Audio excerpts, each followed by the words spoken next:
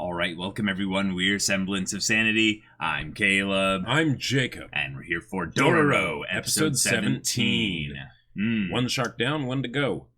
Yeah, I don't know. I don't know what's gonna happen with the sharks, but I almost feel like if anything, it's not gonna be a shark at this point. Right. So yeah, something happened with its eye, and it had a little bit of a command given from its master to just kill them all. So yeah, there might be some spirit possession or some such that's going on here.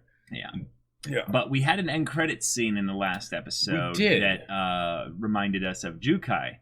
So if we're going to be getting some more focus with Jukai, that feels like it's something that runs a bit in parallel with like what's going on in Dororo's kind of area and stuff like that. In that it's not in parallel, in that it's just in a completely different kind of area and stuff like this. Because Hyakkimaru is going to get Dororo, but if suddenly, he decides to go meet up with Jukai, that's a different direction, and Dororo is in a bad way right now. So she needs help. So we need to focus on two stories at once in that regard. Right. Or not. Or, maybe it's set up for, after Hyakkimaru rescues Dororo or something. Or what have you. Or that's where he'll get his leg, fixed so that way he can rescue Dororo. Right. With this whole thing going on with Itachi and having, him, following around, hoping to get this treasure and stuff like that.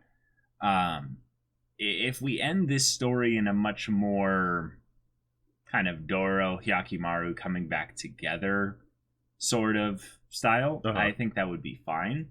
But it's been a while since we've done anything with the Daigo clan and such at this time. So you want to see more of them? How they get brought back into the story, how Tahomaru ends up getting brought back into the story as well.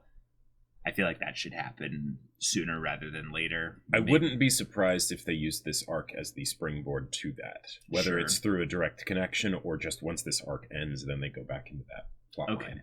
Yeah, that sounds about good. Because, we've still got a good chunk of episodes left. We do indeed. So, yeah. Let's figure out what's happening with Hyakkimaru and Dororo. So, without further ado, y'all, let's get into this. Wow. This is Hyakkimaru. Oh, no, it's not. No, it's not. Yeah, someone's going and stealing. What the? Oh! What the heck? Oh! Okay. It ignored Jukai and killed the old man. Hey, and there's Hyakkimaru. Whoa, nice. And now he's going to be able to hear his voice for the first time. Yeah. Oh. He's going to be able to speak. Wow. Oh. Wow. Oh.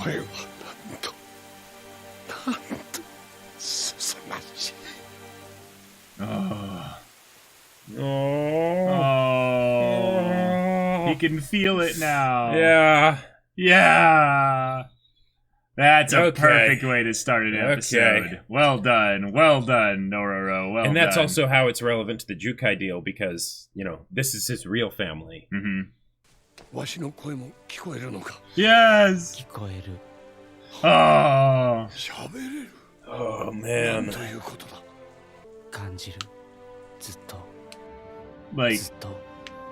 I've always felt, this is...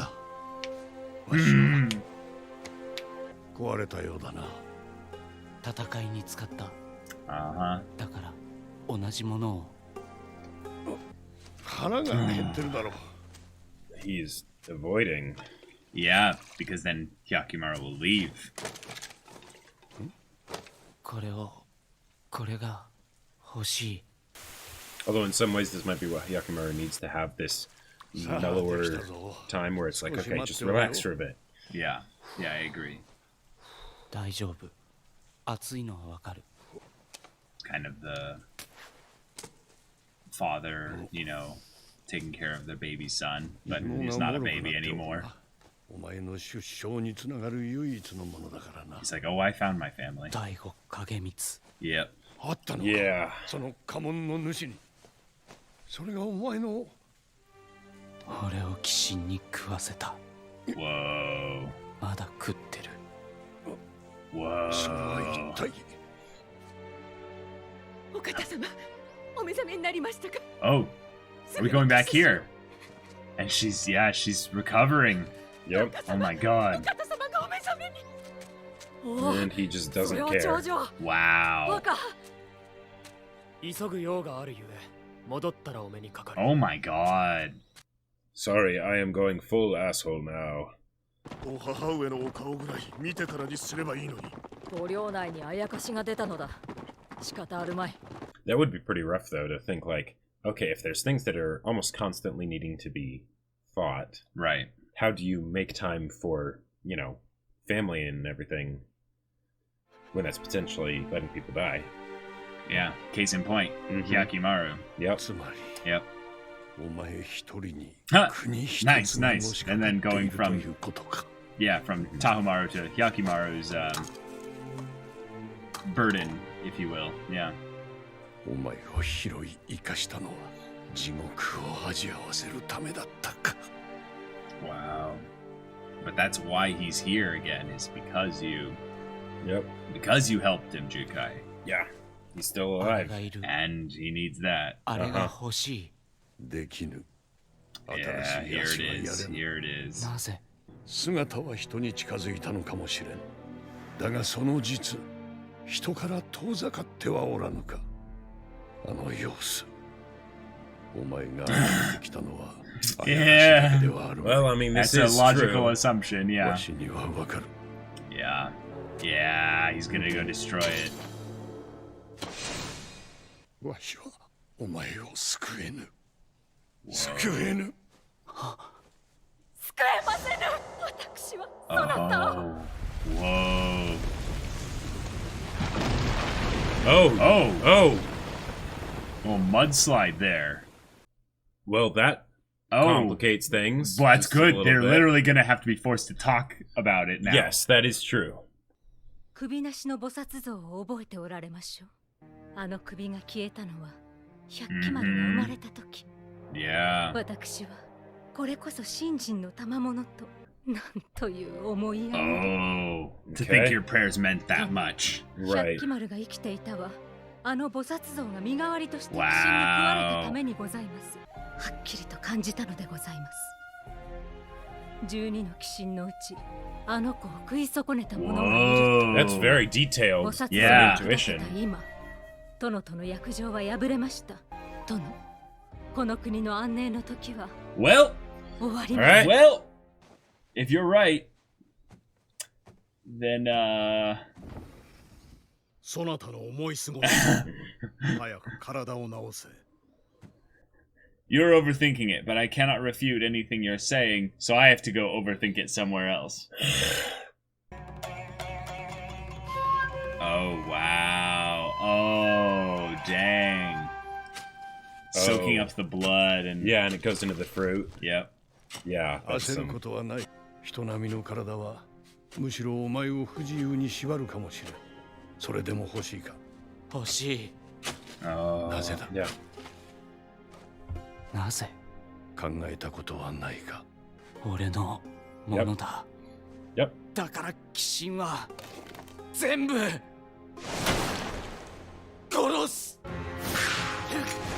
Yeah, it is a master... Yeah, it's Master Splinter. Master Splinter kind of rat thing. Yeah.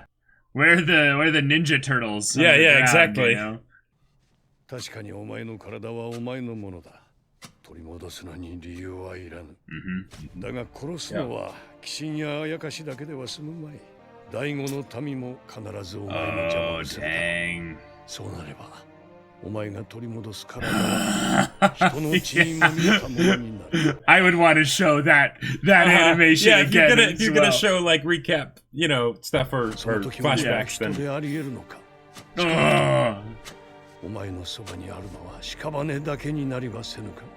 And Jukai knows what that's like all too well. But he won't actually be alone. Right. And there's yep, Dororo, exactly.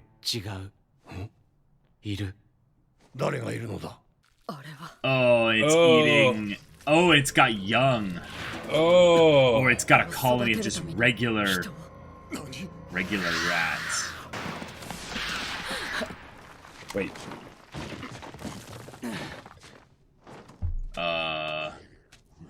Okay. Oh.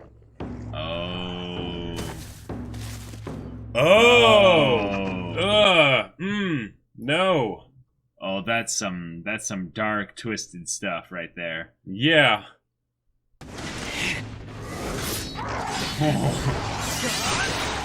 Oh.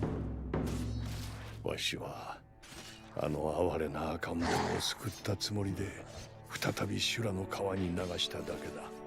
No, you did save him. Oh, dang. Okay. That thing is fighting to survive. Now, what do you do about the rat swarm? More of them are gonna pop up. Oh, weird. The way the tree looks. It's got a core. Yeah.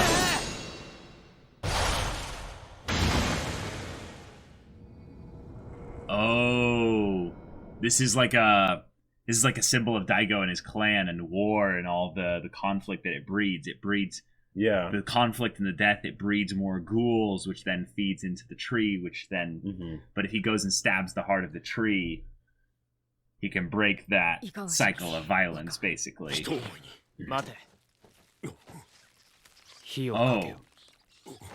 Yeah.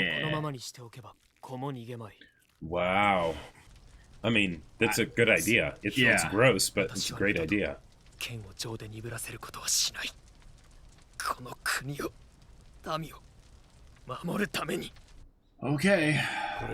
That's just showing where his mental state is at, I guess, at this time. お前のそばにいるものかお前が分かっていればそれでいい。お前に殺す以外の存在がある。もしかしたらそのものが100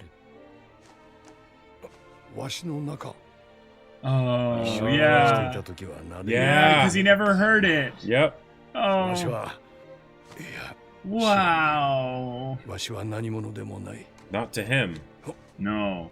これが何というものか。Awesome. Wow. Oh, that. Fuck. それは違う。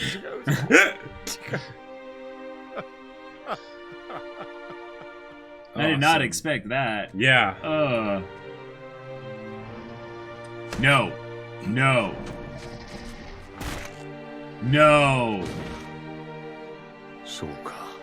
これまでお前たちには。Okay. Wow. 見えていなかったか。Wow. まだ死ぬ資格があったとはな。Oh my god. That's why it ignored him. Yeah, that's crazy. Whoa. 殿は。兵庫、栗ごとならば。Holy crap. 俺も腹を決めた。Whoa. 情は持ち込まぬ。直ちに赴き、これを撃つ。Oh, Hyakkimaru caught up quick. Well, there's time passed. Sure. Because they're probably going to have them travel a bit of time while Hyakkimaru, made it all the way here as well. Hyakkimaru is sailing. Oh shit, what is that giant-ass shark? Dororo. The Jukai stuff, I gotta say, surprised me. Yeah, me too. Like, I wasn't... I'm really glad they did it, though. Right, I wasn't fully on board with the way they were handling it in the beginning. Mm-hmm. But as it went on and on, I was like, oh... Yep. I think I see the bigger picture here with why this is happening. All right. Now, this was a character episode. Like... It was. Like, it wasn't a heavy plot episode. Right. And the thing is that I was kind of I'm pleasantly surprised, but I was kind of expecting it to be a heavy plot episode, given how the previous episode ended on kind of a cliffhanger of okay, what's going to happen next, sort of a deal. So pacing wise, it felt a little bit off to me, like to have this be their choice of thing without continuing at least a little bit of the cliffhanger from the previous episode, but choosing to have a character episode with so many characters actually getting the focus, I'm like, oh, I actually have been missing this in Dororo recently as a show. Like, because with Dororo and Hyakkimaru, their interactions are fantastic, but when it comes to the actual dialogue, it makes sense that there wouldn't be that much because, one, Dororo's a kid, right? So, and then Hyakkimaru, as far as speaking goes, is also a kid, younger than Dororo in that sense, right. So when it comes to talking about the feelings of the characters and communicating and things like that, they don't do it that much, right? Like it doesn't, like when Dororo left, that conversation about why Dororo left wasn't had, right. And in fact, it might take some doing once they're reunited for that conversation to happen, for sure, right? Because that's not where they go. They don't do that easily, sure. Right? But here, because of the past with Jukai and everything, and because Jukai was able to start the conversation, right? Then they were able to have it, and they were also trapped under there together. So Hyakkimaru was kind of forced to have it, even though it was a conversation that he might be uncomfortable about. He might not want to have that conversation, but in this case, he didn't really have much of a choice. Yes. Yeah. We got Jukai back into the story, but we ended up doing some, like, I want to almost like cover everything with him before we even go into the stuff with the mother and Takumaru and Daigo and all that, because his stuff has always been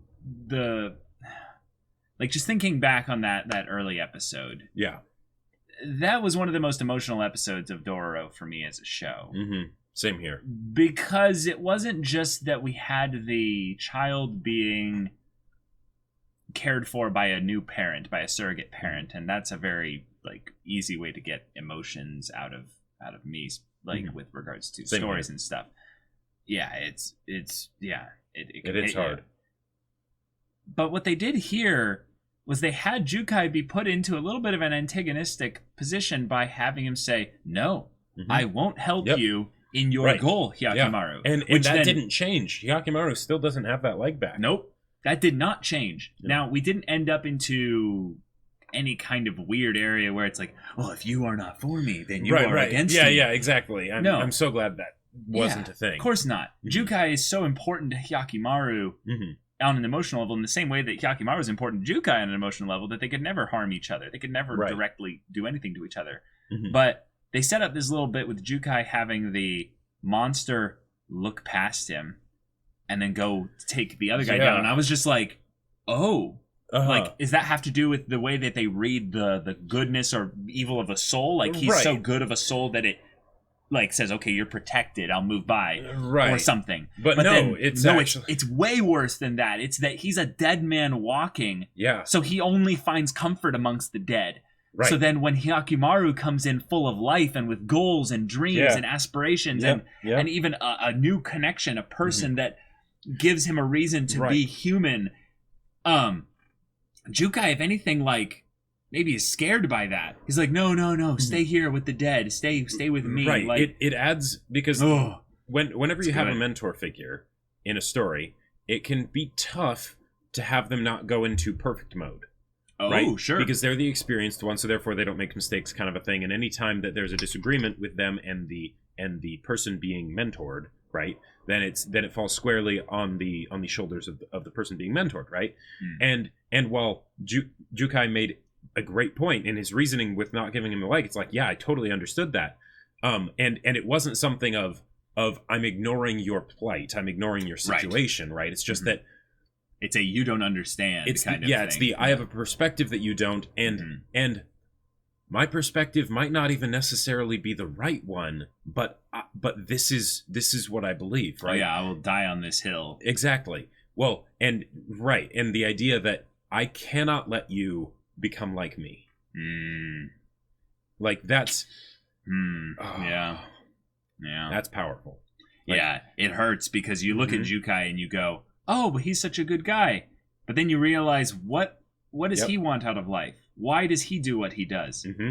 He's he doesn't have a state reason. Of atonement. Yeah. He doesn't have a reason. Yep. His reason is something that is cyclical. It doesn't have any future. Right. He's and like the person said, it's sad. It's just absolutely depressing. He's not even doing the thing that would help people. Because he could, he has these things. He could absolutely just keep going and helping people. But we saw him do it. We saw him do it in the past. Yeah. But he's so down on himself now because of the things that he did, right? And he's so ashamed of that now, he's not even doing what he could to make up for it, right? He's self-medicating by doing the actions that will basically, the self-punishment basically. He's dressing up corpses. Right. Yeah. And he himself is trying to dress up his own corpse, basically. Right. Yep. It's a really dark, twisted, sad thing to see, because when you think about how much Jukai dressed up and saved Hyakkimaru, you could even go with the angle of he didn't even see Hyakkimaru as alive, maybe at even that point. The idea that Hyakkimaru was a corpse. Sure. And he was dressing him up. Right. But the idea that Hyakkimaru was blessed with something special because he survived that whole encounter with the demons. Yeah. Because of the thing that they mentioned with the mother. We'll get into that world building stuff in a second here. But that drive to survive and live and fight back, to struggle and all that, that's something that Jukai doesn't have. He gave that up. So when that's something that pulls Hyakkimaru away from him, it hurts. It hurts. Yeah. That's a son, basically, that he could have had again, and it's not going to happen. And it happened again because Jukai wasn't able to heal through this self-medication. This kind of self-medication doesn't lead anywhere. Yeah. It has maybe its purposes in that he continues on.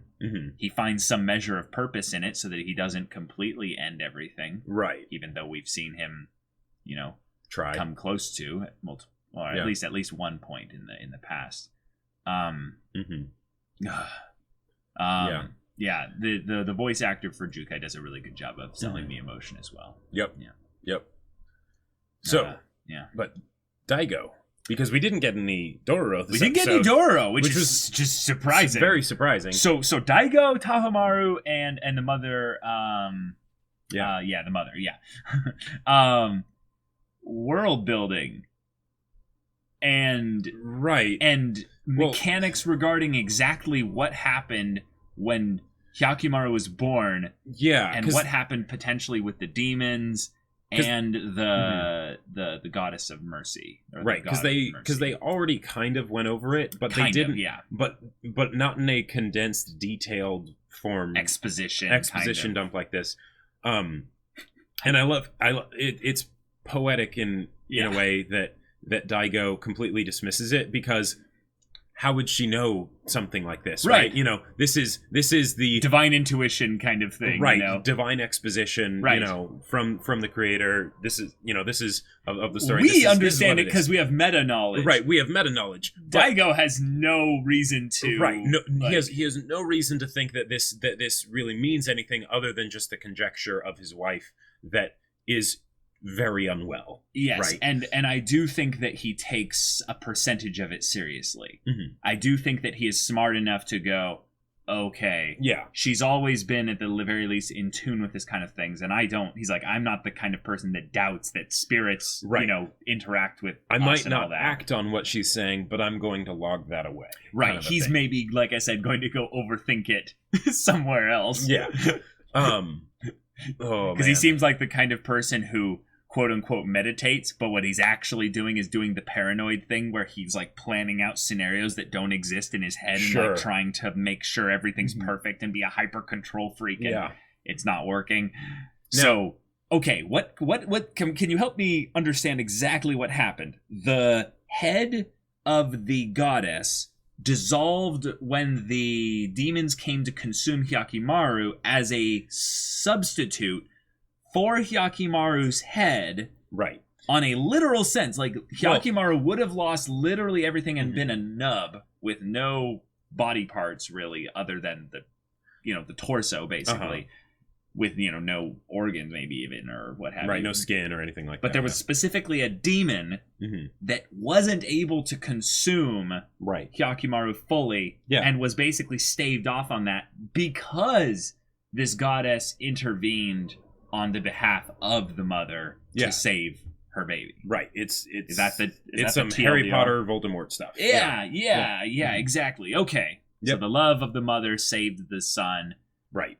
And divine intervention just blocked the demon, basically. And what's cool about that is that that's kind of a hand-waving way to say, yes, even with the head intact, Dororo or Hyakkimaru shouldn't have actually been able to survive, but divine intervention, basically. Right. It's part of the fantastical element of the fact that there are demons anyway, so therefore he's still around and he can, get his body parts back. Right. Well, I think that when you have any kind of fantastical show, there's going to be one part of the fantastical element that should never be explained because it's part of the it's something you just have of the whole thing. Right, you just have to accept it, and then from there you maintain internal consistency. Right, and this one is basically just deciding to go back that far and explain a thing we didn't feel like needed necessarily to be explained. Right, and it's because kind of they did. Well, we now know the mechanics of how this ties back to the mother. Sure, and it's kind of explaining it by not explaining it because it's still something where it's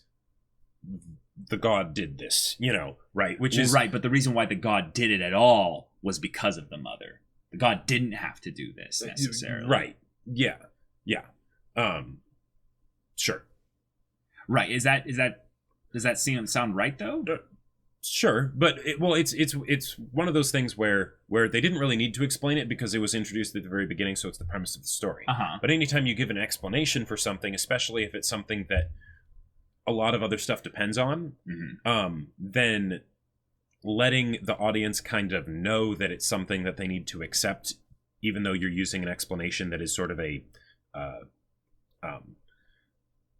new explanation, in that there's like they couldn't take something else from previously in the story to say, yes, this was actually all built up on a foundational level within the mechanics that we understand of how this world works. No, but visually it was. Right, yeah. We were totally building up this on a visual level in terms of the actual story. Yes. They didn't need to do this because they had already said it's the premise of the story. Right. But even with the fact that they did decide to do this, they did it in such a way so that way, if there would be anybody that was like, I don't like that explanation, like, wait, what about this? It's no, the god intervened. Yes. That's it. Yeah. But there's other implications for it that make it not just an explanation for that. There's things that make it have relevance in the present. And that because of the other demon? Because of the idea that there was a demon that was not able to feed. The pact that Daigo has with the demons is falling apart, or has fallen apart, or was even in some ways null and void from the start. Well, right. I think what they're implying there is that the goddess of mercy basically gave Hyakkimaru that chance. Yes. Right? Because it was able to interfere, it was able to get its foot in the door or whatever, and then suddenly Hyakkimaru has a chance at living. Yeah. Right. And now that Hyakkimaru is back, he is undoing the deal even more so by killing all the demons that there were in there, but they're also setting up now a final demon, a final confrontation. But I think they're also setting up something that we predicted a long time ago. Okay. And that's that Daigo is going to make another deal. Right. Someone will need to make another deal. But I think they are ridiculously setting it up here. For Daigo specifically because the mother said this? Because the mother said this. Oh, yeah, there you go. And also literally said, what value does my life have? And I was just like, Daigo's thinking in his head like, well, if I need to, I can just sacrifice you next. Sure. Well, yeah, and that actually is a great point because that exposition almost felt out of place because it's not for the audience because we've already kind of guessed it's for Daigo. Right, it's for Daigo. Yeah. So And in what method would it be for Daigo? Oh, he's going to use that information. Mm-hmm. He might be dismissing it or appearing to dismiss it right now. But later, eventually, he'll be like, He's like, that's good. oh, that's a good point. So he's like, it's not my fault that this deal is falling apart. I did everything right. Yeah. The problem is that my wife betrayed me. So if we just do this once more and we do it right, it's like in like those spy movies or superhero movies or whatever, where there's some secret government organization that tries to do some crazy experiment and they're like, this will work great, and then it doesn't, and then they still try and do it again anyways because it's like, but this time we've learned our lesson. You know, I also see it as kind of a Grima Wormtongue thing also as well, where it's like yes, I used you, I don't even care about you. Sure. And then the same thing that you basically abuse and manipulate ends up stabbing you in the back. Right. And being your own downfall. And Daigo being something that doesn't get killed by Hyakkimaru, I've been like waiting for that whole thing to get brought up since the beginning of the show in some ways, because I don't feel like it feel like it fits within the themes of the show for Daigo to be killed by Hyakkimaru, but instead by the demons. Yeah, the demons themselves that's the other kind one of I can see. Consume him as like you failed the deal. Well, right. Now we get your soul for all it's eternity. Scar and the hyenas, you know. Yeah, it's Frollo on the, you know. It's every villain being the instrument of their own demise. Yep. And especially when they make Faustian bargains. Yes. Like that's, I mean. Especially. Like that's not even funny, like how repetitive that is. Right, because it works. Yeah, it works really well. That's why it's a Faustian bargain. That's why you don't do those. And I mean, this is an older manga, so this kind of thing would have been like... Right, it's not like... Yeah. Like a classic thing to do just absolutely. as much. But, yep.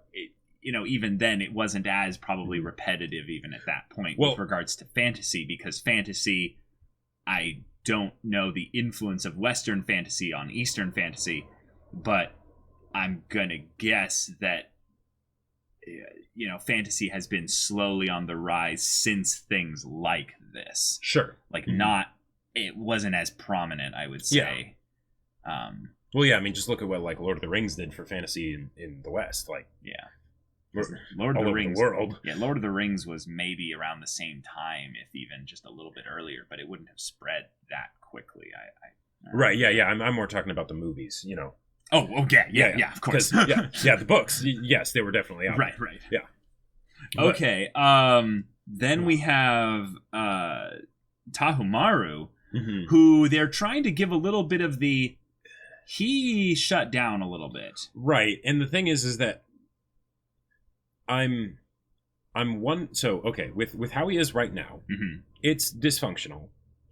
I get where he's coming from and what he's doing, and the thing is that he's bitter. Right, he's bitter. The stuff that he's doing right now, like, burning the rats or whatever, like maybe it's like, oh no, they're animals, but it's like, no, those are baby ghoul rats, like they're going to grow up big and strong and start terrorizing the countryside. So you burn that thing to the ground, right? But he is being very callous. He's callous, right? And it's not that he's cold, it's that he's bitter. So I'm looking forward to when he is able to work through that bitterness, but they might not do it, is the thing. Given that it's happening this late in the story, and the fact that it seems to be something that's getting worse, and the fact of how the friends are responding to it, right? Because I feel like whenever you deal with a concept in a story, there's what you're actually doing, and then the stance that you're taking on it, right? And that's usually shown by the reactions of the other characters in the story to what's surrounding the right? character. It's the whole idea that like V for Vendetta and Batman Begins, in one case what the villains is doing is what the heroes are doing, and what the heroes are doing is what the villains are doing, right? So, and it's all based on just, what angle you're spinning, what perspective it, right? you have. Yeah, what perspective you have. Yep. So, given that the friends are taking the perspective of I'm worried about him, right? That means it's bad. And it's probably going to end badly. And that it's probably going to end badly. Because in another situation, I could see it being like, hey, Tahumaru, master, come on. Let's have a talk, right? Right. What I feel like we had happen was that there was probably some stuff that was cut from the manga's, story or what have you, that was showcasing his descent towards this a little bit more gradually. And what we're getting to see here is that the side characters are see, one thing that's very different about them right now is that you see that Hyogo, the bigger one, is doing the thing that we were very proud of them doing in the earlier parts of the story, where they were confronting Tahomaru and being like, hey, shape up, like, what's your deal? Yeah. And we are like, oh, that's awesome. Right. Like they have a place in the the group there that they can actually say that. But here, now it's a thing of where when they speak up, Tahomaru like shuts them down like immediately. So it's that he's not even just bitter, he's also closing problems. Yeah, it's causing other problems. Yeah. He's closing himself off to other connections that could be helpful, even if in the moment they might be giving advice that doesn't make as much sense to him. Or is not wanted or anything, and because he's the Lord and everything, there's a power dynamic. That was one of the things that I thought was so cool about when they called him out on stuff earlier. We knew there was a power dynamic. We knew there was a power dynamic. So the fact that, one, they were comfortable enough to do that there, and that Tahomaru was humble enough to kind of listen, to kind of listen, and that they knew that it was okay to call him out on his bullshit, right? Yeah. Like that was really cool. Yeah. The fact that it's not happening here seems like that's probably going to be how it ends, and that can be basically the fatal flaw of Tahomaru and how it sends him down this path and whatnot. Because his story is one of where he is Azula, basically. He is the one that Mother spurned. Yeah. He is the one that Mother should have loved him at least a little bit. Right. But she was so darn focused on making sure... There was so much self-hatred. So much self-hatred, and also so much of her remaining love focused on this ghost baby out there that doesn't exist as far as Tahomaru is concerned. Yep. So it's almost as if she has no love in her heart at all from his perspective. And it's this like, that sucks. And it's interesting because you could say that the bitterness and the decision that Tahomaru made was because of how he was beforehand with, the kingdom first, right? Sure. And and that could definitely be that's probably what he's falling back on now. Right, exactly. Now you could say that the reason he's like that is because he didn't receive the love from his mother, so he goes to his father and just basically mimics his father too much. But then you could also say, what if there was an aspect of it that he's more okay with it with Hyakkimaru specifically, because there's still that part of him that's bitter about the fact that his mother didn't love him. Yeah. Now that's probably more of like a cherry on top for him than like it makes it easier for him, than actually being what caused the decision. Right. Okay. But the thing is, that is something that could potentially be addressed. Now, given how he's treating his bodyguards, right? It's unlikely, I feel like, because they're getting the sense that it's not really he doesn't want us to speak up. No. Right? No. But I don't know. Yeah. But okay, we got a bunch of characters getting development, characterization, and even Hyakkimaru being asked the why question, which is really impactful at this moment in the story. But the idea that Hyakkimaru doesn't need a reason to get back what's his. Which is, I love that. That's, It's my body. It's my body, I want it back. Yeah. Right. There's nothing complicated surrounding that there. Yep. And the idea that, Jukai accepts that finally. He's like, right. But he still doesn't help him. He still doesn't help him. But I love how it was something where it wasn't that Jukai was trying to stop him. He was he was trying to stop him in like pleading with him and trying to talk with him and stuff. But it was very much understood that you'll do whatever you want to do. Right. But I can't be a part of this. Even though I could help you be, a little bit more okay by giving you a leg back. Yep. I can't do that. Yeah. And then, that was really good. And then as he leaves, I am imagining Jukai in his mind goes, please just let me live to see him again. And in that moment, he showed a little bit of his spirit being alive, and then the ghoul, like in its dying, like whatever comes up to bite him, and he's like, oh yeah, now you finally see me as alive. Well, and the whole thing of that's just the whole thing of Hyakkimaru calling him mama, right? And even though it's the thing of like, no, that's you got it a bit wrong, but No, that's what you are to him, right?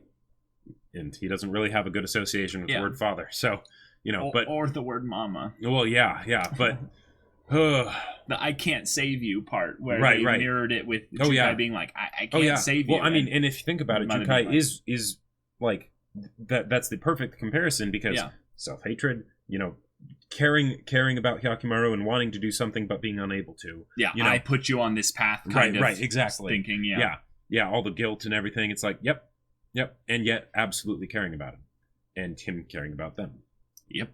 Yeah, that was really good. That was really cool. Yeah. It was a fun twist in terms of a little perspective change that means so much on an emotional level because this story kind of needs to move itself along. It's not unable to go in depth on a detail by detail, moment by moment kind of thing with these sort of interactions. So they condense it into an exchange of words, and we can just kind of Well, and like going into this episode, I was expecting like the emotional scene to be with Hyakkimaru and Dororo after Hyakkimaru finally caught up.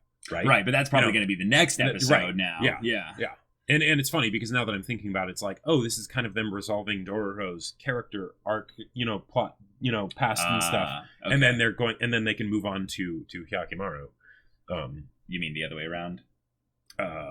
This is them resolving Hyakkimaru's. Well, no, yeah. This is them resolving one part of Hyakkimaru's, right? And then they'll go on to resolve Dororo's past, right? And then Hyakkimaru's present, and then they can hopefully turn towards the future with the bright look on life. We're back into good animation days, y'all. Yes. The fighting with the things felt very Fruit Ninja-esque, but it was a lot of slashes and then blood spurts without actually showing like the contact. But hey, it looked a lot better. So that's good. But creepy rat. We have Dororo and Hyakkimaru's reunion while Tahomaru is on his way. Yeah. And if we're doing this as Tahomaru's on his way, he's separate though from Daigo and his mother. Yeah, That means they can resolve the Tahomaru stuff independently. Yeah. Which does not look good for Tahomaru then. Because we can't have this story end without Daigo and Hyakkimaru at the very least having a eye-to-eye confrontation. But there's still the possibility that Tahomaru could change. I don't think it's likely based on just how all the little details have been set up and whatnot, but they could. Oh my god. What? Weird theory. Tahomaru gets left for dead by Hyakkimaru. He's screaming into the abyss. End credits scene. He's lying there half dead. Birds are circling over his head. And then Jukai comes by. Oh. And then they just leave it ambiguous. Okay. And they never resolve it again. But it's the idea that then he becomes exactly like Hyakkimaru. That would be great. Maybe in some ways Hyakkimaru has the thing of where he doesn't want to kill him because he's his brother. Sure. So he cuts off an arm. Like his sword arm or something. Yeah. And then he's like crawling towards him. He's like, "You took everything from me. I hate you." Like he's crying. He's bleeding. You're my brother, Tahomaru. His bodyguards are probably dead at this point. Oh. And like that's And then it's the thing of like, you took my family. You took my friends. You took everything. Why? And then Hyakkimaru's like, I'm sorry. And he has to leave. But he won't kill him. And then Jukai comes by like days later. Right. And he's like barely alive. And he's like... And he takes pity on Tahomaru. Yeah. And that's but he also sees the symbol. Yeah. He also sees the symbol of the Daigo clan. He was like... Yep. I would love that. Okay. I would love that. I don't think it's necessarily going to happen. I don't think it's necessarily going to happen, but I think the odds aren't too bad. But that is absolutely a headcanon that I would love to see happen. Right. Yeah. It's a good headcanon. Yeah. Okay, well, y'all, thank you so much for watching this episode's reaction and discussion. If you want to see the next episode's reaction and discussion right now, though, go check out the link in the description below for our Patreon. You can get on early access there. You can watch full-length reactions there. And all this comes with Discord access, so you can chat with us and the community about these stories, about the anime in general. You can get involved there with a bunch of wacky stuff going on. And you can also talk with Jacob about his book. Yes, my sci-fi novel, Battle Lines, is still available for order on Amazon. The link's in the description below, so go check it out, leave a review, let people know what you think. Yeah, so if any of that interests you, we'll see you there. But until then, we're Semblance of Sanity. I'm Caleb. I'm Jacob. And we'll see you all next time.